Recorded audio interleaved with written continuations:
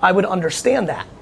I didn't realize that that was happening either until we started running very heavily last year on seeing that underpriced arbitrage. So I think, organically, Facebook is one of our best platforms.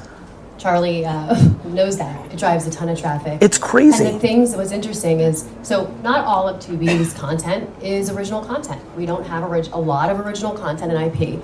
And I will tell you, the things that pop on social, RV with Robin Williams, how old is that movie? Yep. Racks up millions and millions of views, and then all of a sudden, a title that had insignificant viewership rises to the top. A title called Havoc with Anne Hathaway. Probably nobody knows it. It was in the early 2000s, went straight to DVD, and we cut it, clipped it. Joseph Gordon-Levitt, Bijou Phillips, it's stacked. And we put it on TikTok, racked up views. People thought it was a new movie. I think that what we're finding a lot of success is not overly favoring the things that we make and putting a lot more things out there because our library is so huge. And it doesn't need to be new content to actually bring in viewership. It actually is new to a new audience or new to someone that hasn't seen it before. And everybody in this room knows that, meaning this, it's highly likely that a lot of people in this room know that Friends on Netflix hit an entire Gen Z generation, even looking at the head nods, that's known. It's probably known by this audience that the viral Ocean Spray video on TikTok was playing Fleetwood Mac in the background, and then Fleetwood Mac's song went #1 on Spotify, #1. So to your point, if I'm a distributor and there's an opportunity to buy IP at a low cost that sits with early work from famous people, and then I can post-produce the creative and create reach, then this is probably a big point out, similar to what you're referring to, which happens on streaming in social as well. For the first time ever, the creative is the variable of the reach.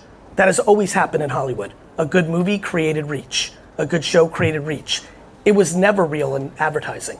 In advertising, we made something and then we poured a ton of money to make people watch it in between what they wanted to watch. What social currently is doing is the creative is creating the reach, the TikTokification of all social. And that's a really important new twist on the last 15 years of social. And I think it plays to, when I turn on Tubi, the algo, people are talking about AI all week, which has been very humorous, listening to the marketing industry talk about advanced technology.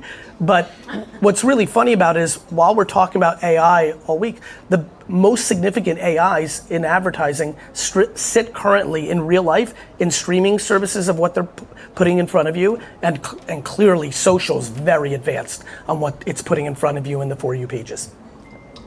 Kind of skipping a topic, we are, Vayner is our agency, and we gave them a social listening project last year to kind of understand some of the trends some of the conversations that were being had and seeing if there's anything that we could make from a content perspective.